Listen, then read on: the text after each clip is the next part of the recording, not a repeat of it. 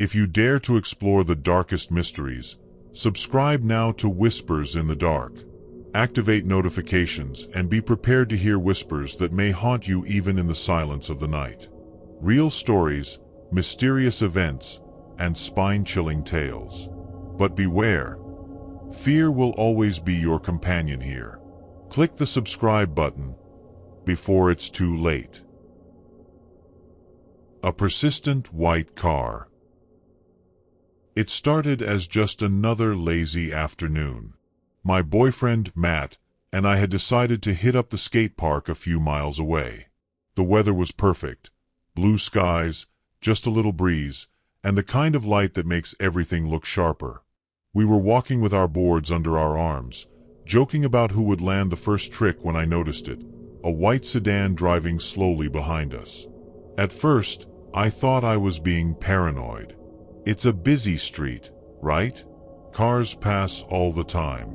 But something about the way this one moved made my stomach tighten. It wasn't just driving past, it was creeping, staying about 20 feet behind us, even when the road was clear. I nudged Matt and whispered, "That car's been behind us for a while." He glanced back casually and shrugged. "Probably nothing," he said. I wanted to believe him, but as we turned onto a quieter side street, the car turned too. It stayed there, keeping the same distance, crawling along like it had all the time in the world. By now, my chest felt tight. I tried to laugh it off, said something dumb about how we must look like we're up to no good, but my voice cracked, and Matt noticed. "Okay, yeah, that's weird," he admitted. We exchanged a look, the kind where no one has to say it out loud. This was not normal. We decided to test it. At the next intersection, instead of heading toward the park, we turned left onto a random street. It wasn't our usual route, but I wanted to see if the car would follow. Sure enough, it did. My heart sank as I heard the slow rumble of its engine behind us. Matt tried to stay cool, but I could see his grip tighten on his board. "Let's keep walking like normal," he said under his breath. So we did, at least we tried to. Every step felt heavier, every sound sharper. The car didn't honk or speed up, it just kept crawling along, its white paint glaring under the sunlight like it was mocking us. When we reached a convenience store on the corner, we stopped abruptly and walked in, pretending we needed something. I glanced over my shoulder as we entered, and I swear, I saw a silhouette in the driver's seat, watching us. Once inside, Matt acted like he was browsing, but I couldn't stand still. I paced between the aisles, sneaking peeks through the front window. The car had parked across the street, engine still running. It didn't feel like a coincidence anymore. Whoever was in that car wasn't just passing through, they were waiting. For us. My stomach churned as I whispered to Matt, "What do we do now?" Matt decided we should wait it out, hoping they'd get bored and leave. We grabbed a couple of sodas to make it look like we had a reason to be there, then hung around by the counter, trying not to look too obvious. But the car didn't budge. It just sat there, idling like it had all the time in the world. I couldn't shake the feeling that whoever was inside was watching us. My skin prickled, and my chest felt heavy, like I couldn't get enough air. I caught a glimpse of the cashier staring at us, probably wondering why we were lingering, but I didn't care. I wanted to tell him what was going on, but what would I even say? "Hey, there's a creepy car following us." It sounded ridiculous. After what felt like forever, Matt leaned in close and said, "Let's go out the back." The store had a small rear exit that led to an alley. It wasn't the best plan, but it felt better than just standing there. We slipped out, hearts pounding, and jogged through the alley, taking random turns to lose them. For a moment, it seemed to work. The noise of the busy street faded, and all I could hear was the sound of our sneakers slapping the pavement. My heart started to settle. Maybe we'd actually lost them. But just as we turned onto another street, there it was, the white car, crawling out from a side road like it had known exactly where we'd go. My breath caught in my throat. How the hell? Matt whispered, his voice shaky now. At that point, I felt sheer panic set in. It didn't make sense. There was no way they could have known where we'd come out unless they'd been circling or watching somehow. We need to call someone, I muttered, fumbling for my phone. My hands were trembling so badly I almost dropped it. Matt grabbed my arm and pulled me toward another side street. Not here. Let's get somewhere crowded first, he said, his voice firm but low. The thing was, the farther we went, the quieter the streets became. The area between the store and the park was mostly residential, and it felt like we were walking deeper into a trap. As we turned another corner, I glanced back and froze. The car had stopped in the middle of the road. Its engine was still running, but the windows were tinted so dark that I couldn't see inside. Then the back door opened. My stomach dropped as a tall man stepped out, followed by another. They didn't rush toward us or shout anything. They just stood there, staring. Matt noticed and swore under his breath. "Run," he said, and this time he wasn't calm. We bolted down the street, our boards banging against our legs. I didn't dare look back. My mind raced with every worst-case scenario. What if they caught us? What if no one was around to help? We ran like our lives depended on it, zigzagging through unfamiliar streets, hoping to lose them. My lungs burned, and my legs felt like they might give out, but the sound of footsteps behind us kept me going.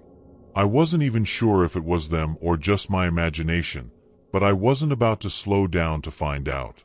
Eventually, we spotted a small park with a playground and a few scattered people. Parents with kids, a jogger.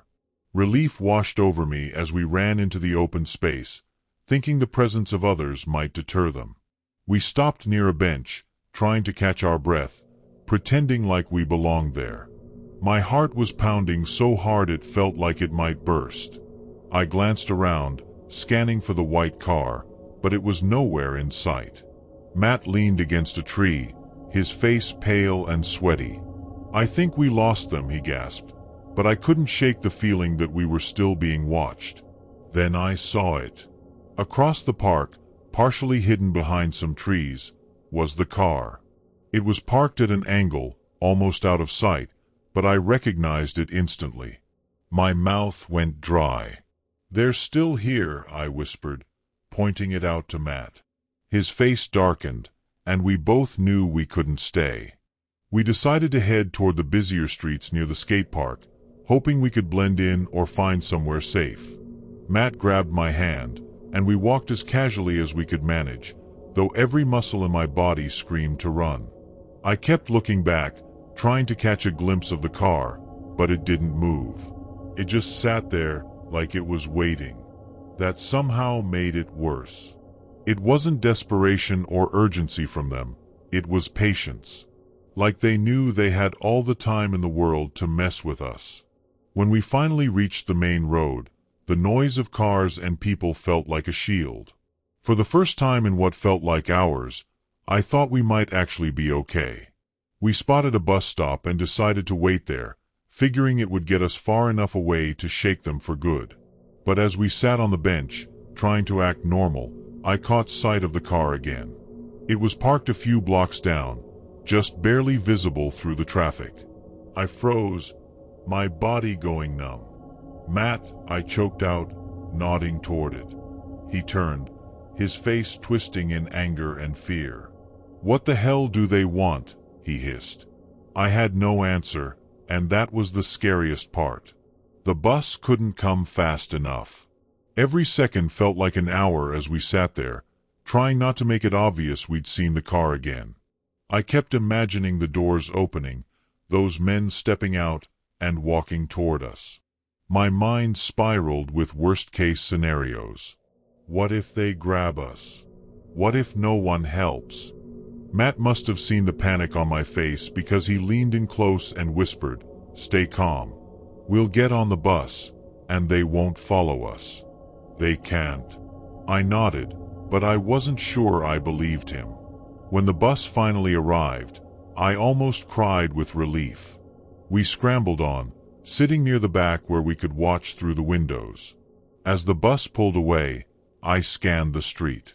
For a moment, I thought we were free. But then, like something out of a nightmare, the white car turned onto the road behind us. My stomach dropped. "They're following the bus," I said, my voice trembling. Matt looked out, his jaw tightening. "Just stay on until we're far from here," he said. The bus took a winding route through the city, stopping every few blocks, but the car stayed behind, never too close, never too far. It was relentless. We stayed on the bus for what felt like forever, hoping the car would eventually give up. I kept sneaking glances out the back window, praying I wouldn't see it anymore. But every time the bus turned, there it was, just a few cars behind. My anxiety was at its peak, my hands gripping the edge of my seat so hard they ached. Matt tried to act calm, but I could tell he was just as freaked out as I was. "Let's get off at the next stop," he finally said. "Somewhere busy, where they can't do anything." The bus pulled up to a crowded shopping plaza, and we jumped off. I glanced back and saw the car slowing down, but it didn't stop. Relief started to bubble up, but it didn't last. As we walked into the plaza, blending with the crowd, I spotted two men standing by a coffee shop. My blood ran cold. It was the same two men who had gotten out of the car earlier. They weren't even trying to hide it anymore. They were watching us, plain as day. "Matt," I muttered, tugging his arm. He looked over and froze. "We need to keep moving," he said, his voice tight. We weaved through the plaza, trying to stay surrounded by as many people as possible. My heart was pounding so hard I thought I might pass out. Every time I glanced over my shoulder, the two men were still there, keeping pace but staying just far enough back to avoid causing a scene. It was like a sick game to them, and we were the pawns. Matt tried to keep me calm, but I could hear the fear in his voice when he said, "Let's get inside one of the stores. Somewhere with security cameras." We ducked into a big department store, rushing past displays of clothes and electronics. I felt like everyone was staring at us, like we had some invisible sign that screamed in trouble. Matt spotted an employee and pulled me toward them. "Hey," he said, his voice shaky but firm. "There are two guys following us. Can we stay here for a bit?" The woman looked confused but nodded, glancing around like she didn't know what to expect. I kept checking the entrance, half expecting the men to walk in. But they didn't. For the first time in hours, I started to feel like we might actually be safe. After about 20 minutes, the tension started to ease. The men hadn't followed us inside, or at least we didn't see them, and the employee had let us hang out near the customer service counter. Matt was pacing, running his hands through his hair, while I kept nervously looking toward the doors. I wanted to believe it was over, but something about how relentless they'd been made it impossible to relax. "What if they're waiting outside?" I whispered. Matt didn't answer. He just kept pacing, his jaw clenched tight. Eventually, we decided to leave. We thanked the employee and made our way toward the exit, my stomach twisting with every step. The parking lot outside was busy, filled with people and cars coming and going, but my eyes locked on one thing immediately: the white car. It was parked at the far end of the lot, facing the store, like it had been waiting the whole time. I grabbed Matt's arm, my voice barely a whisper. "They're still here." He didn't even look. He just said, "We're going back inside." But as we turned to retreat, I saw the driver's side door open. One of the men stepped out, staring right at us. That was the moment I realized they weren't going to stop. We bolted back into the store, hearts racing, pushing past shoppers who gave us confused looks. I didn't care if we looked crazy. Something about the way that man had stepped out of the car made my skin crawl. It wasn't rushed or panicked. It was deliberate, like he knew exactly what he was doing. Matt grabbed my hand and whispered, We need to call the cops." I nodded, fumbling for my phone, but my fingers were trembling so much I could barely type. While I was trying to dial, Matt kept glancing toward the entrance. "I don't see them," he muttered, though his voice didn't sound convinced. The operator answered, and I stumbled through explaining what was happening. "There's this white car," I said, my words tumbling over each other. "They've been following us for hours, and now they're here. I think they're going to try something." The woman on the line asked for our location, and I managed to give her the address, my voice breaking. She told us to stay inside and wait for an officer, but I couldn't stop thinking, what if they come in before the cops get here? We stayed near the customer service counter, trying to keep as many people between us and the entrance as possible. Every second felt like an eternity. My phone was still in my hand, and I kept checking the time, silently begging for the police to show up. Matt wasn't saying much anymore, just standing there with his hands balled into fists, his eyes darting toward the doors every few seconds. I could feel my heart pounding in my ears, my whole body on edge like I was waiting for something terrible to happen. Then, I saw them. The two men walked into the store, calm as anything, scanning the area like they were looking for us. I froze, gripping Matt's arm so hard I thought I might bruise him. "They're here," I whispered. His head snapped up, and his face went pale. The men didn't rush. They moved slowly, confidently, like they had nothing to hide. One of them even stopped to look at a display of watches, pretending to browse, while the other kept walking deeper into the store.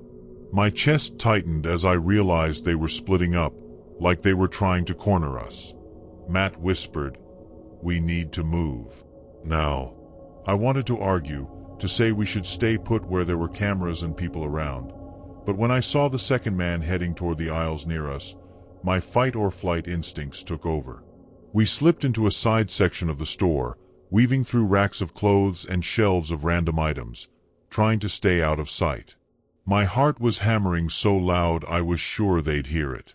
Every step felt like it might lead us straight into one of them. We ended up near a fire exit in the back corner of the store. The big red sign over the door screamed, "Alarm will sound," but Matt didn't even hesitate. "We're going out," he said, his voice low but firm.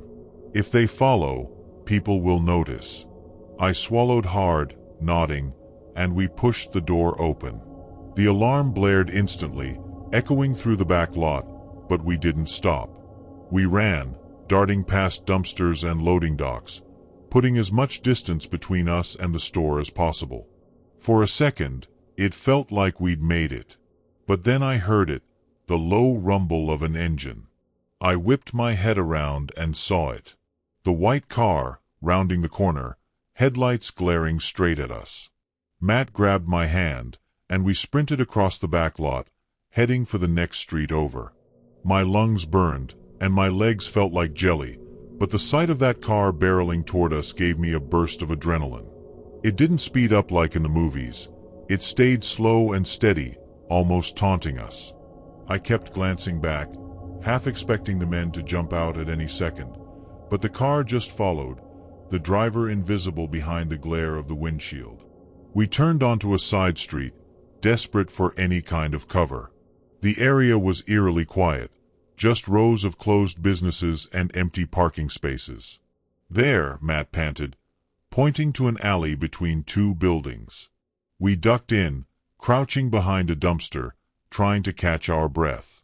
My entire body was shaking, and I could barely think straight. "What the hell do they want from us?" I whispered, my voice cracking. Matt didn't answer. He just peeked around the corner, his face pale. "They're stopping," he said, his voice barely audible. "They know we're here." I held my breath, listening. The car door creaked open, followed by heavy footsteps echoing against the pavement. My stomach twisted into knots as I heard voices, low, calm, and chillingly close. One of them said something I couldn't make out, followed by a laugh that sent shivers down my spine. It wasn't loud or forced. It was casual, like they were enjoying this. We were trapped, and they knew it. Matt motioned for me to stay quiet, pressing his finger to his lips as we both huddled behind the dumpster. I could hear my heartbeat pounding in my ears, drowning out almost every other sound except for the slow, deliberate footsteps getting closer. I tried not to breathe too loudly, but every inhale felt like it echoed through the alley. Then, one of them spoke again, clearer this time. "They can't have gone far," he said, his tone calm but menacing, like he was savoring the hunt. I felt a surge of panic and reached for my phone, but Matt grabbed my hand, shaking his head. He mouthed, "Not yet." I clenched my jaw, trying not to cry. The voices were closer now, just around the corner. One of the men's shadows stretched across the wall near us, distorted by the flickering light of a street lamp. I could feel my muscles locking up, my body completely frozen. Then, out of nowhere, the second man called out from farther down the alley. "Forget it. Let's go." His voice sounded annoyed, like he was tired of the game.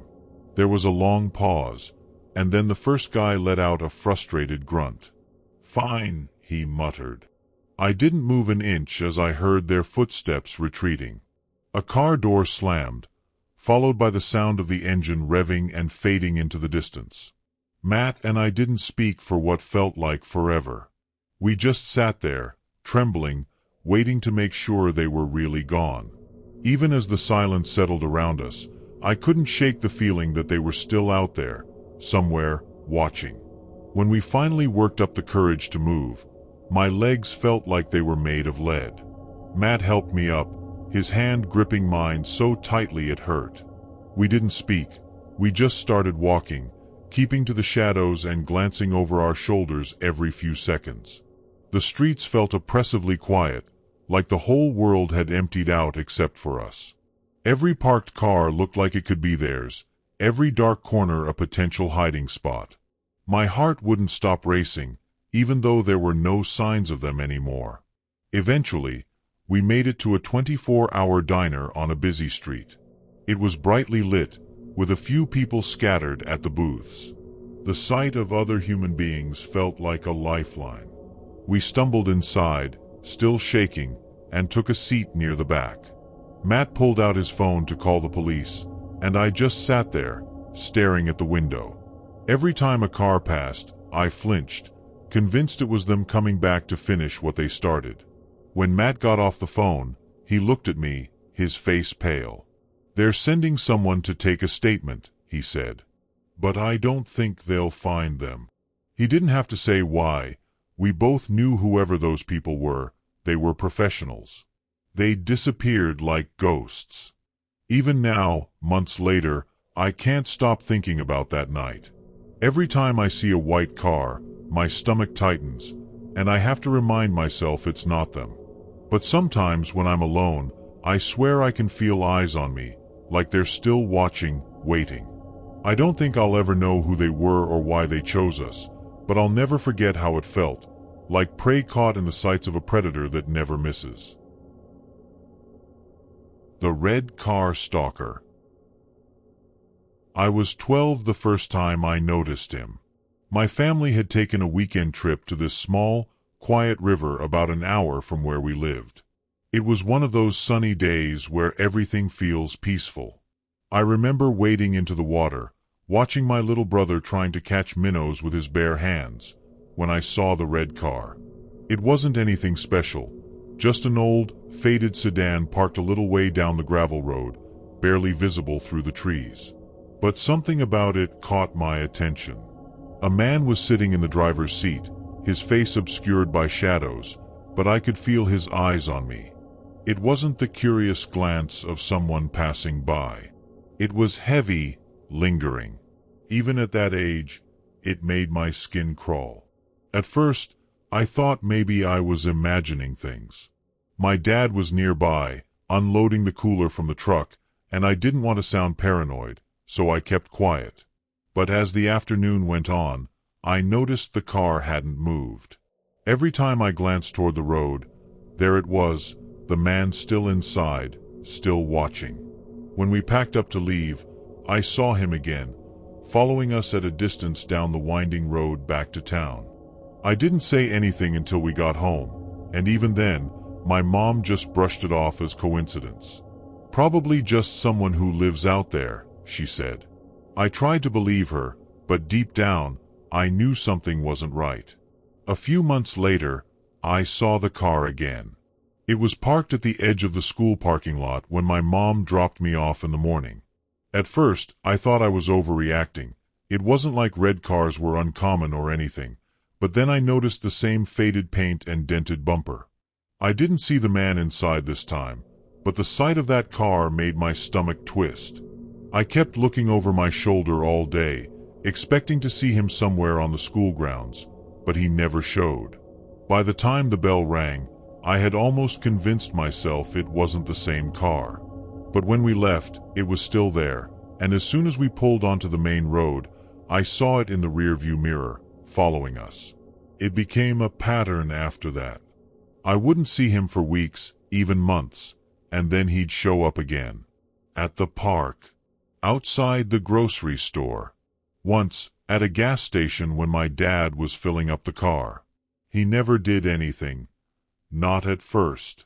He just watched. And every time I told someone, they'd shrug it off.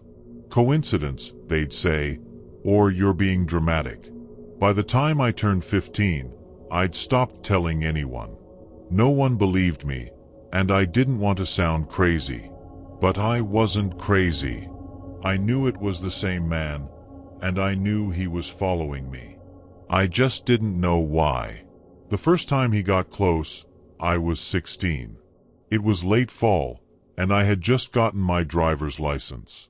I'd convinced my mom to let me borrow the car to meet up with some friends at a diner about 10 minutes from home. It was dark when I left, and as I pulled onto the highway, I saw headlights behind me. At first, I didn't think anything of it, but then the car got closer. Too close. I glanced in the rearview mirror, and my heart sank. It was the red car. He was tailgating me, his headlights practically blinding me. I sped up, trying to lose him, but he stayed on my bumper the whole way home. When I finally pulled into the driveway, he slowed down, lingering for a moment before driving off. I ran inside, shaking, but again, no one took me seriously. "It's probably just some idiot on the road," my dad said. "People are crazy these days." But it wasn't just some random driver. He started getting bolder after that. I'd see him more often, parked on my street or driving by my school. Once, I swear he followed me all the way to a friend's house. I started carrying my dad's old pocket knife in my bag, just in case. Then one night, I was home alone while my parents were out for dinner. I heard a car idling outside and peeked through the curtains. It was him. His car was parked across the street, and he was standing outside, leaning against the hood, just staring at my house. My hands were shaking so badly I could barely dial 911. By the time the police arrived, he was gone, but the officer didn't seem too concerned. "Probably just a prank," he said. I could tell he didn't believe me, and honestly, I was starting to feel like I was losing my mind. The breaking point came a year later, just after I turned 17. By then, I was constantly on edge. Every red car made my heart race, and I couldn't shake the feeling that I was being watched. One evening, I was driving home from a late shift at my part-time job. It was raining, the kind of steady drizzle that makes everything blurry under the streetlights. I was halfway down a deserted road when I saw him. The red car was parked on the shoulder, and as I passed, he pulled out and started following me.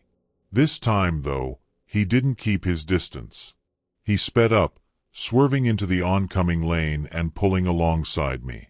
I could see his face now, pale, with dark hollow eyes that made my blood run cold.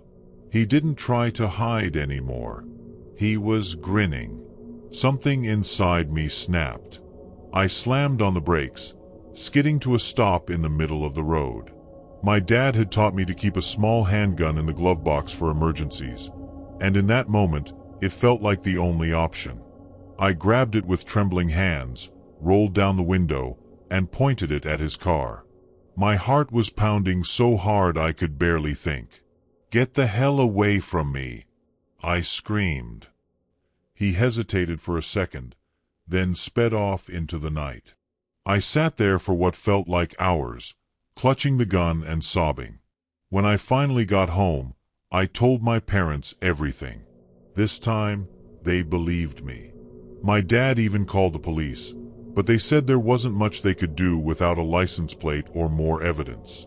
For a while after that, things went quiet. I didn't see him or the red car, and I started to hope that maybe I'd scared him off. I graduated high school, moved out for college, and tried to put it all behind me. But deep down, I was always looking over my shoulder. Every parking lot, every dark street, I couldn't help but scan for that car. I told myself it was just paranoia, but part of me knew it wasn't over. That feeling was confirmed a few years later when I came home for the holidays. I was out running errands, and as I pulled into a grocery store parking lot, I saw it, the same red car. My hands froze on the steering wheel. It had been years, but I knew it was him. The same faded paint, the same dent on the bumper. He was sitting inside, his face turned toward me. I didn't know what to do. I could feel my breath quicken as every terrifying memory came rushing back. For a moment, I thought about turning around and driving straight home, but something stopped me. I was older now, stronger, and I was tired of being afraid. I parked a few rows away and got out of my car, my heart pounding so loud it was all I could hear. As I walked toward the store, I glanced over at him, and he smiled, a slow, deliberate grin that made my skin crawl. I don't know what came over me, but I stopped in my tracks, turned to face him, and yelled, "What do you want from me?" My voice cracked, but I didn't care. He didn't answer. He just kept smiling, like he was enjoying the show. The moment felt endless, like we were locked in some twisted standoff. I wanted to scream, to do something that would finally make him stop, but my feet wouldn't move. Then, as if it was all a game to him, he slowly started his car and drove off. No rush, no panic, just a leisurely pace, like he knew I wouldn't follow. I stood there shaking, watching the taillights disappear, and I felt something I hadn't before, anger. I was furious at him for terrorizing me for so long, but I was just as angry at myself for letting him. I went through the motions of grabbing what I needed at the store, barely paying attention to what I was doing, and when I got home, I told my mom everything. She begged me to go to the police again, but what could I say? There's this guy who's been stalking me for years, but I still don't have any proof? I knew how it would go. They'd listen, maybe take some notes, and that would be it.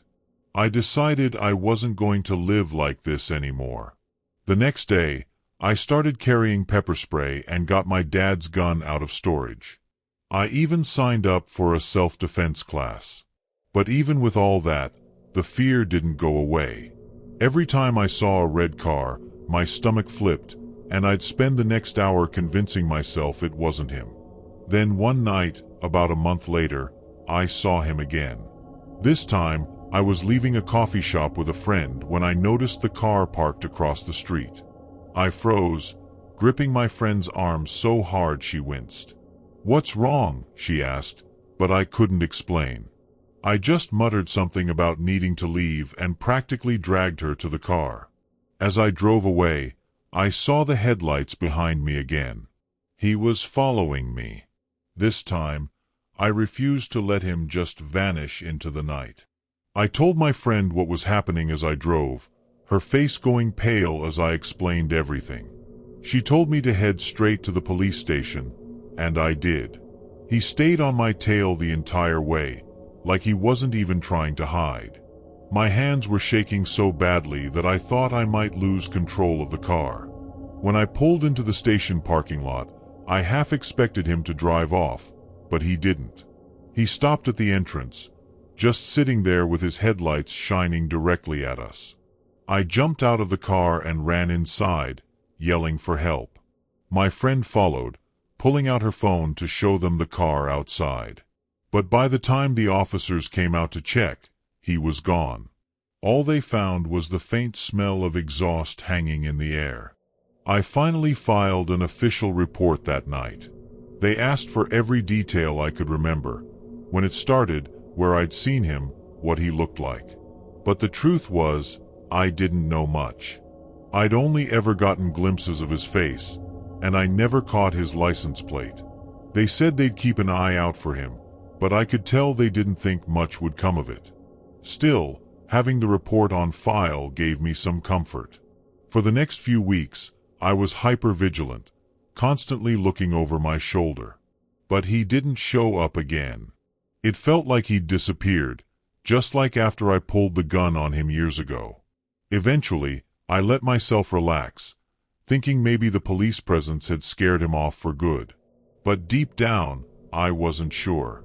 I knew how easily he could slip back into my life when I least expected it. It wasn't until years later, long after I'd moved away and started a new chapter of my life, that I saw him again. I was in my late 20s, working in a new city, and had convinced myself that he was just a bad memory. But one afternoon, while walking to my car after work, I froze. There it was, the same red car, parked across the street. It looked older, more beaten up, but I knew it was his. My chest tightened as I glanced around, half expecting to see him leaning against it like before. But the car was empty. I hurried into my car, locked the doors, and sat there, heart racing, staring at it. For the first time, I felt like I had the upper hand. I pulled out my phone and snapped a picture of the car, including the license plate. I was done being afraid. I filed another report with the police that night, and this time, they took it more seriously. I never found out who he was or why he was so obsessed with me, but after that, the sightings stopped completely. It's been years now, and I haven't seen the red car again. Sometimes, I wonder if he's still out there, watching from a distance, waiting.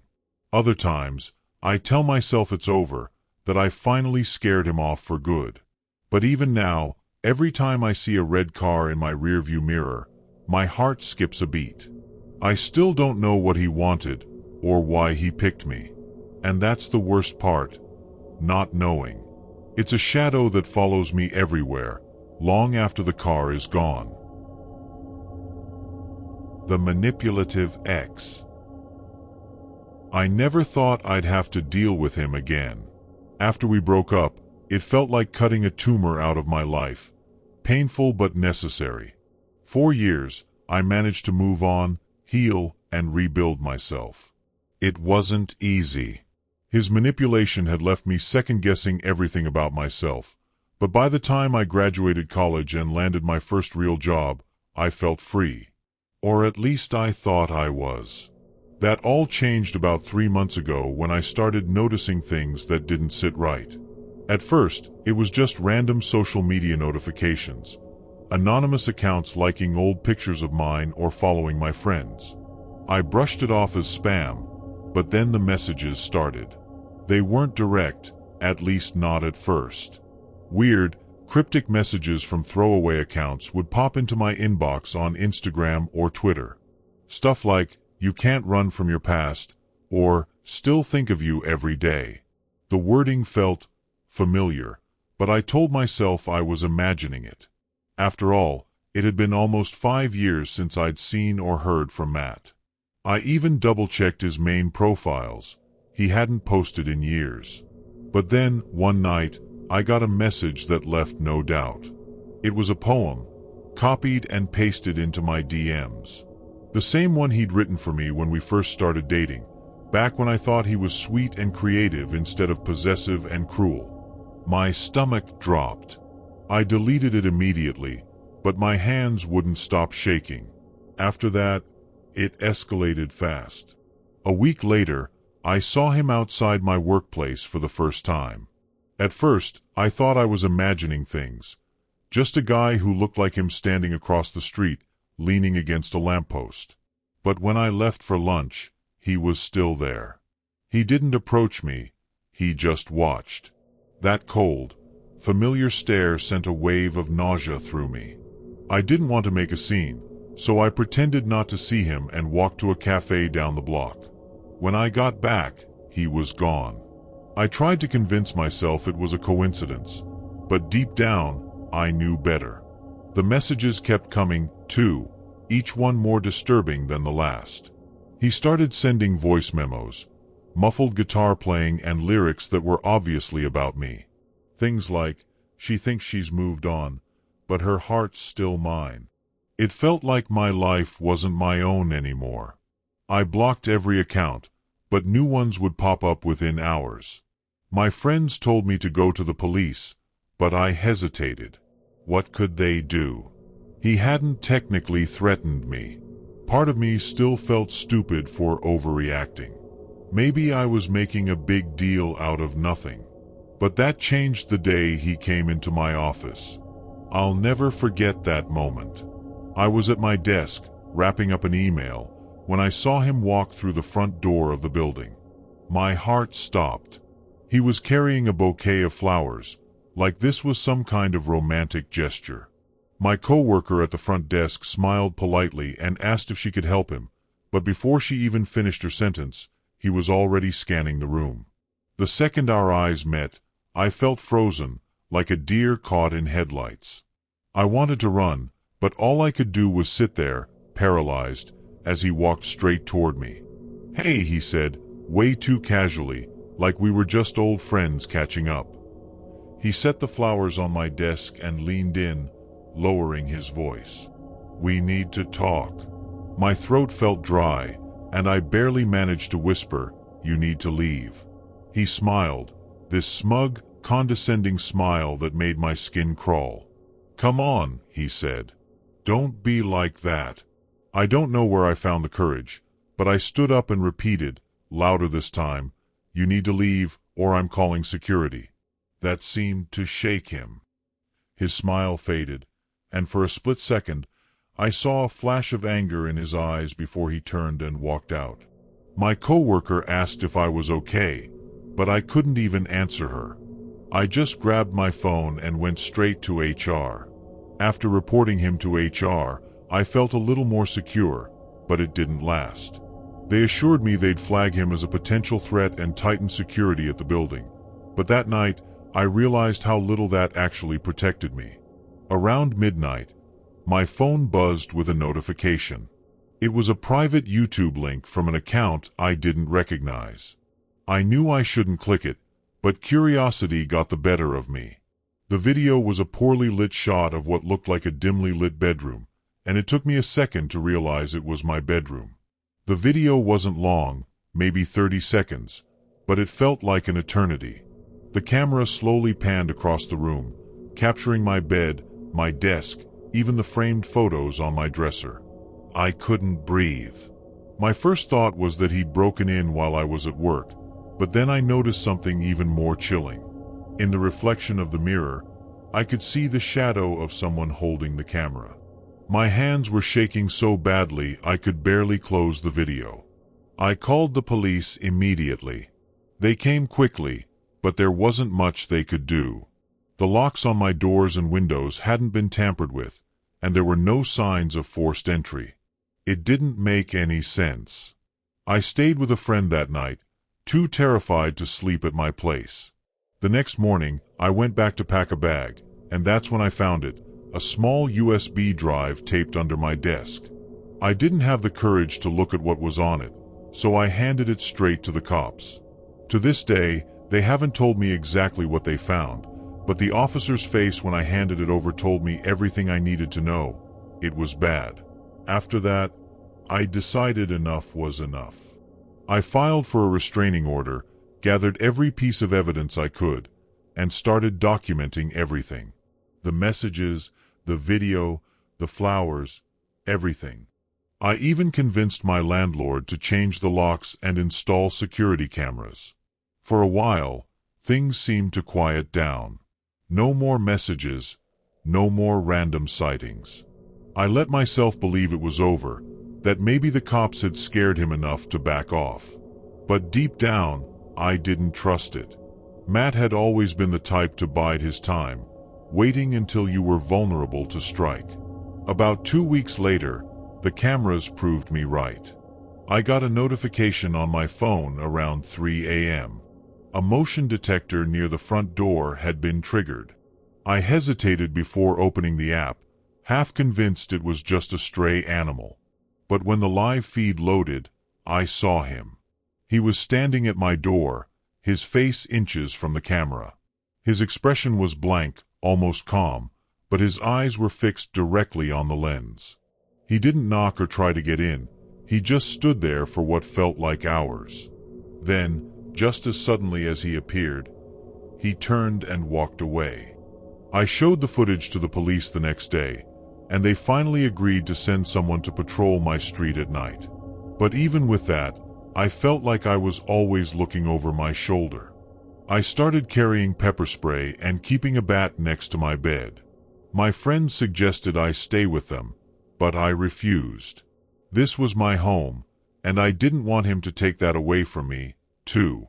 Still, every night I lay awake, listening for the slightest sound, wondering if he was out there, watching.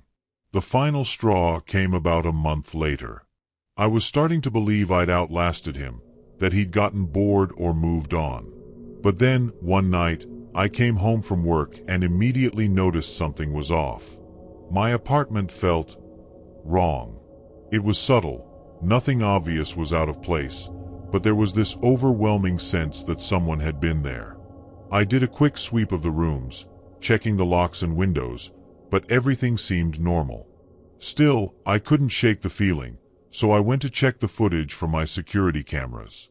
The footage from that day looked fine, until I got to the clip from around noon. The front door camera showed a maintenance worker entering with a key. At first, I thought it was legit. My building often had people come in for repairs. But as I kept watching, I realized something was off. The man wasn't wearing a uniform, and he didn't have any tools. Instead, he walked straight to my bedroom and disappeared from view. My stomach churned as I scrubbed through the footage, watching him emerge a few minutes later and leave without locking the door behind him. That's when I noticed it. His gait, his build, it was Matt. He had found a way in. I called the police again, barely able to get the words out through my panic. They came quickly, took the footage, and promised to do a full investigation. That night, I stayed at a hotel, too afraid to be alone in my apartment. The next day, I got a call from the officer handling my case. They'd managed to track Matt down. He'd been living out of his car, parked just a few blocks from my building. When they searched his vehicle, they found notebooks filled with obsessive ramblings about me, photos he'd taken without my knowledge, and even a copy of my apartment key. I should have felt relieved that they'd finally caught him, but instead, all I felt was numb. After they arrested him, things settled down, but I never felt truly safe again. The police assured me he wouldn't be able to come near me anymore, but the damage had already been done. He'd managed to worm his way into my life, into my head, in a way that I couldn't just undo. 4 months after, I jumped at every sound, double-checked every lock, and avoided going out alone.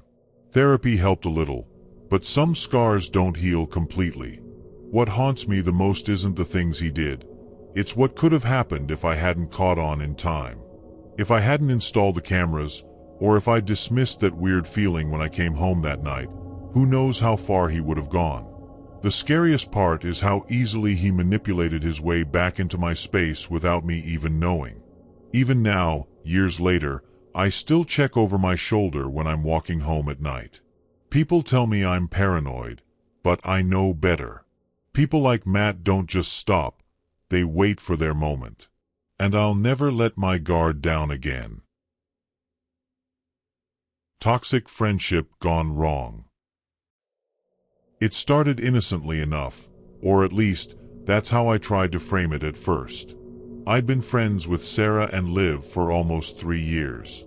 We met through a mutual coworker and hit it off quickly. They had this magnetic, larger-than-life energy that drew people in, but over time, I realized there was a darker side to both of them. Little things at first, gossiping about mutual friends, jokingly insulting me in ways that didn't feel so jokey, and always making me feel like I owed them something. The final straw came when I found out they had been spreading personal details about me behind my back, mocking me in group chats I wasn't part of. When I confronted them, it blew up. They called me sensitive, accused me of ruining the friendship, and, in the heat of the moment, I told them I was done. I blocked them on everything and thought that would be the end of it. But it wasn't. Within days, Sarah started posting vague, nasty things on social media. Just cryptic enough that it didn't name me, but everyone who knew us could piece it together. Liv wasn't any better. She ramped up the drama, sending passive-aggressive messages to our mutual friends, saying I was untrustworthy and manipulative.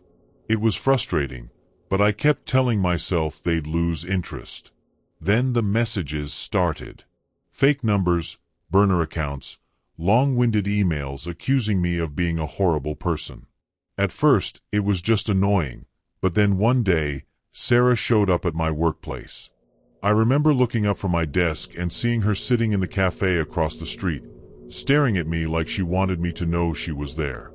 My heart dropped. I realized this wasn't over. Not even close. I tried to convince myself it was a coincidence, that maybe she was just passing by, but deep down, I knew better. Over the next week, it became clear they weren't done with me. One evening, I got a call from an unknown number. When I picked up, no one said anything, but I could hear faint breathing on the other end. I hung up, but the calls kept coming, 2-3 times a day. I blocked the number, but then another would pop up. It was relentless. My anxiety skyrocketed, and I started avoiding social media altogether because every time I logged in, there'd be a new post or comment that felt like a thinly veiled jab. Even friends started asking me what was going on, saying they'd seen things Sarah and Liv were posting.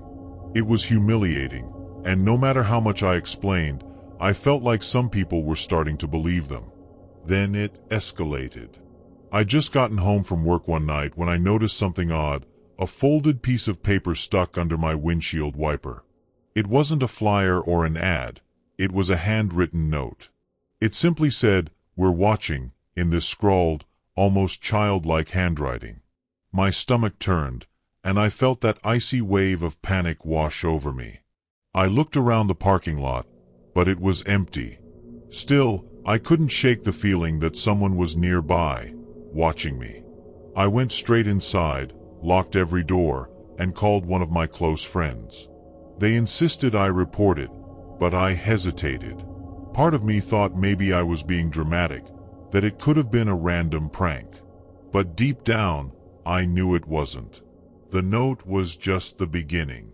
A few days later, I started noticing small things around my apartment that felt off.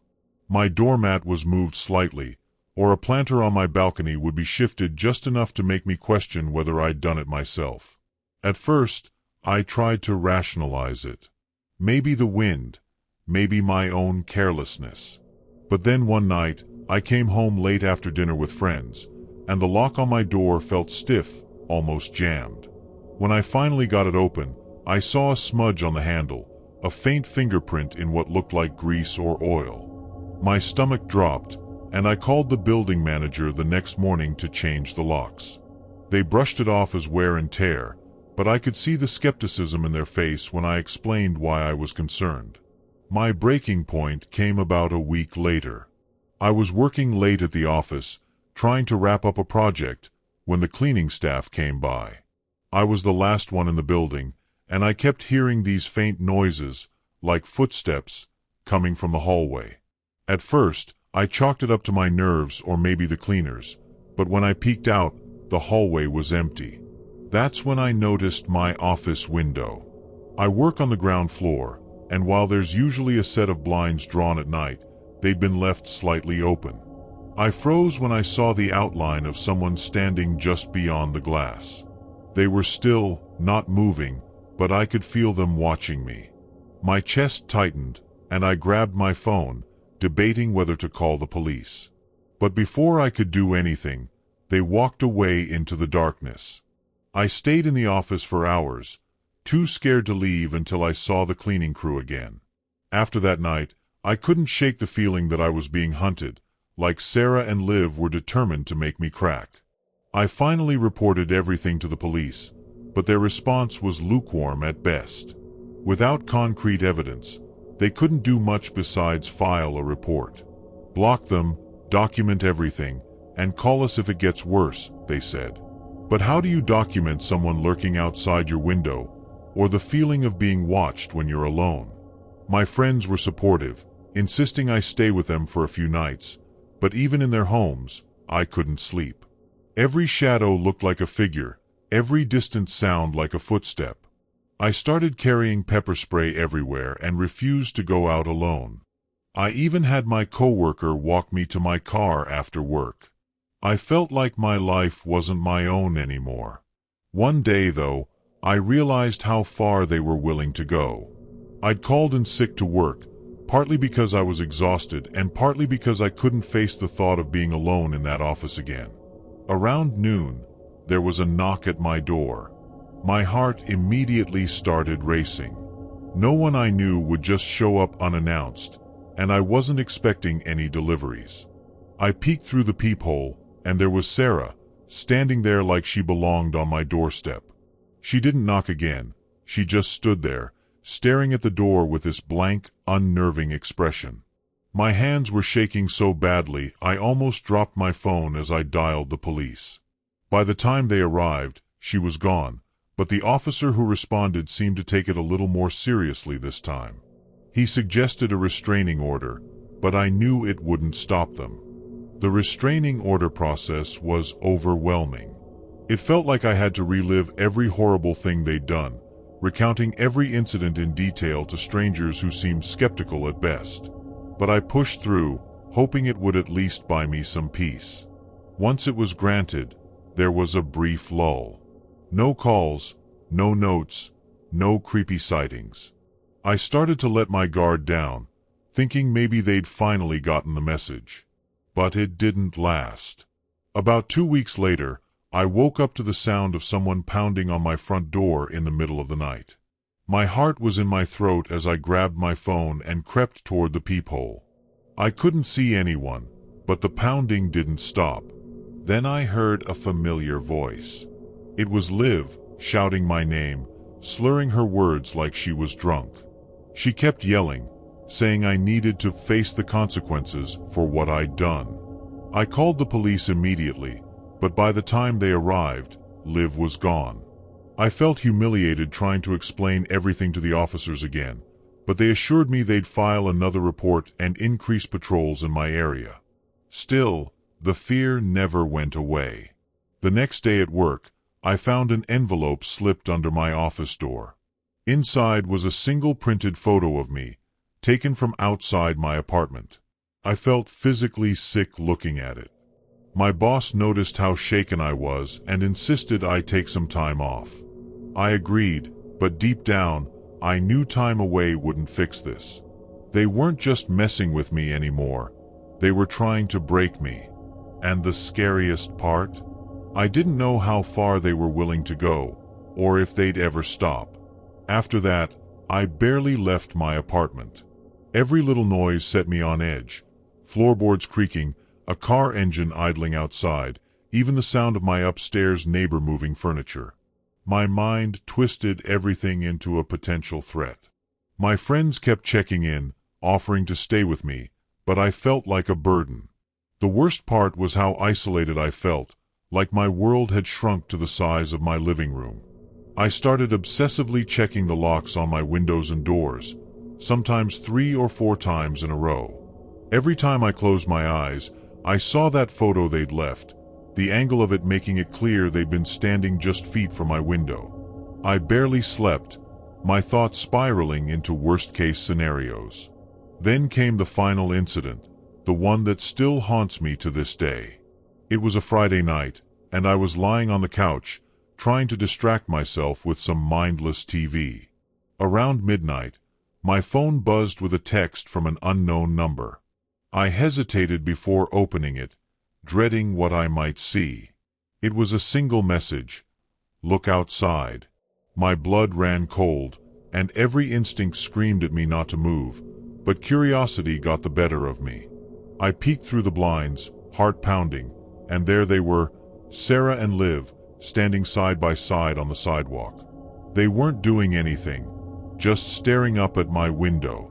Sarah had her phone raised, pointing it directly at me, like she was filming. I dropped the blinds and backed away, my hand shaking so badly I could barely dial 911. The police arrived surprisingly quickly, but by the time they got there, Sarah and Liv were gone. The officers walked around the building, asking neighbors if they'd seen anything, but no one had. I could tell by their tone that they thought I was overreacting. "If they didn't try to break in, there's not much we can do," one of them said, as if standing outside my apartment in the middle of the night, watching me, wasn't enough. They suggested installing cameras and left with a vague promise to keep an eye on the area. I felt completely helpless.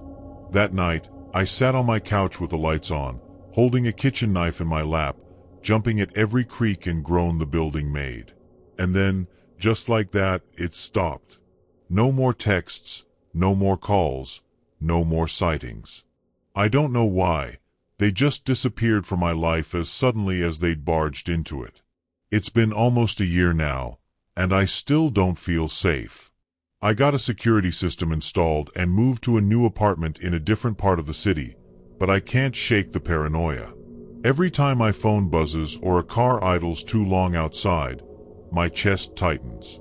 I've spent hours replaying everything in my head, trying to make sense of why they did this, why they chose to torment me. But I'll probably never get answers. The scariest part isn't what they did, it's the not knowing. Not knowing what they wanted, or if they'll ever come back. The dangerous manager. I started working at Dunkin' Donuts last summer.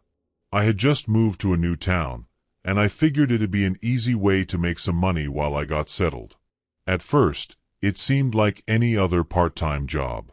My coworkers were nice, the customers weren't too terrible, and I got to bring home free coffee at the end of my shifts. Then there was Leslie. She was my manager, a woman probably in her early 40s, kind of wiry, with this intense energy that made me nervous right away.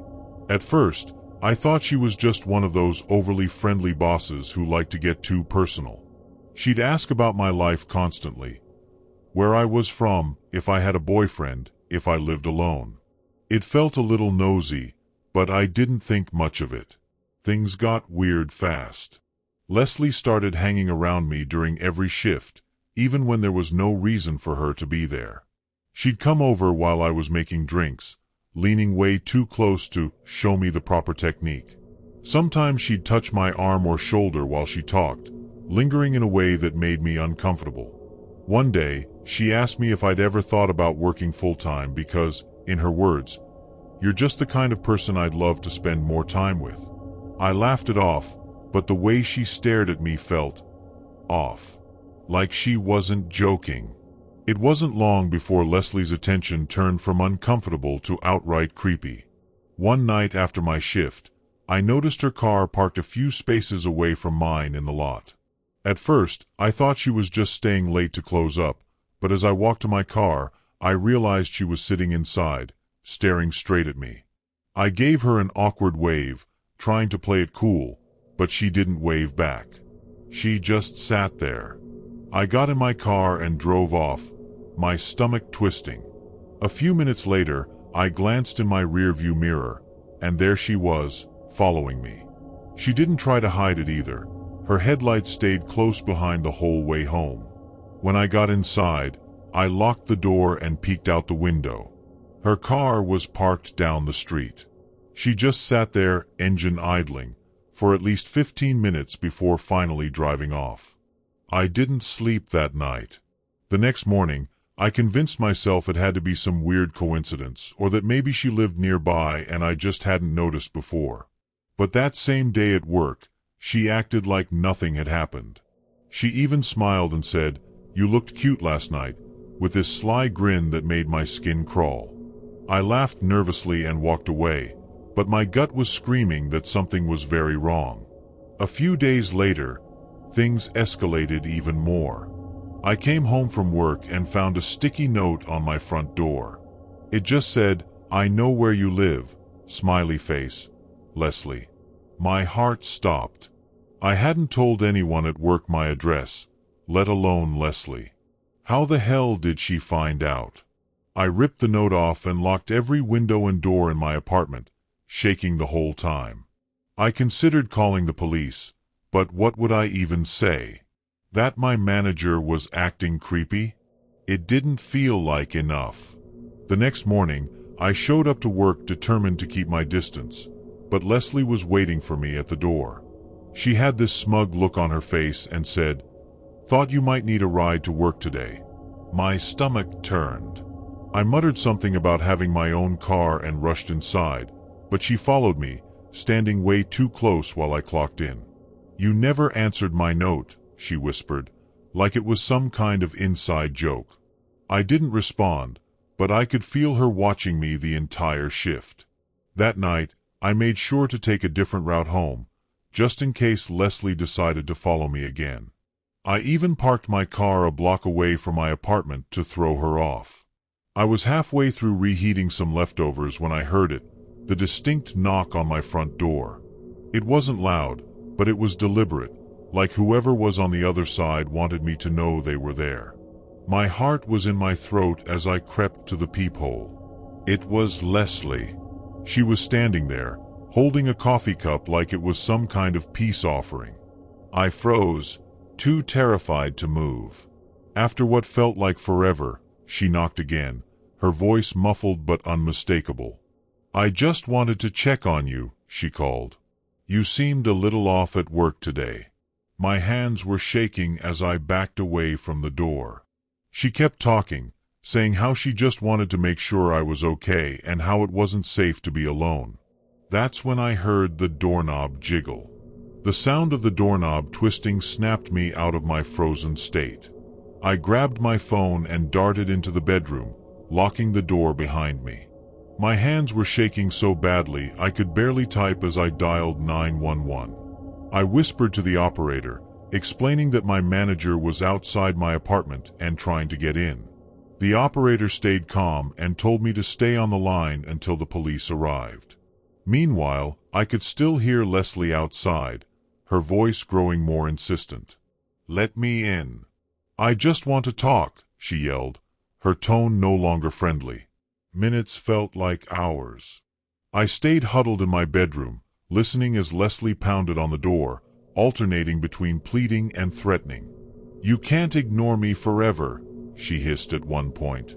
I could hear her footsteps pacing back and forth outside, the sound of her shoes scraping against the concrete. Then, suddenly, everything went quiet. I held my breath, terrified she might have found another way in.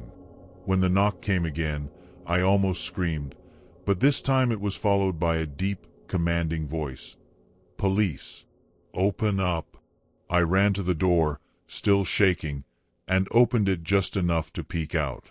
2 officers stood there, their presence instantly reassuring, but my relief was short-lived. Leslie was standing a few feet away, arms crossed, her face twisted in defiance. "This is a misunderstanding," she said, her voice eerily calm. "I was just checking on her. She's been acting strange at work." One of the officers turned to me and asked if I knew her.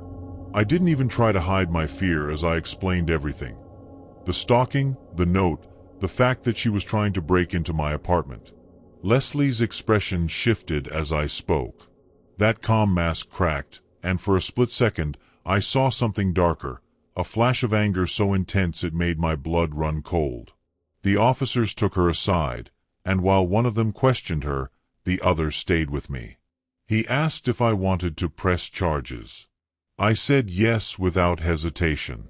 As they escorted Leslie to their car, she locked eyes with me and smiled, this chilling, knowing smile that I'll never forget.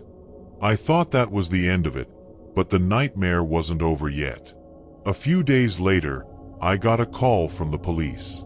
They had looked into Leslie's background, and what they found left me reeling. She had a history of stalking. Not just me, several other women had filed reports against her in the past. She'd been fired from other jobs for similar behavior, but somehow she kept slipping through the cracks. One officer told me, "You did the right thing by calling us. Who knows what could have happened if this continued?" That didn't bring me much comfort. Even now, I can't shake the feeling that she's still out there, watching. I moved to a new apartment not long after and quit Dunkin' Donuts. I thought putting distance between us would help, but sometimes, late at night, I'll catch myself checking the locks more than once or peering out the windows, half expecting to see her car parked down the street. I've tried to move on, but the fear lingers. Every time I see someone who looks like her in a crowd, my stomach drops. Leslie might be out of my life, but she left a mark I can't erase.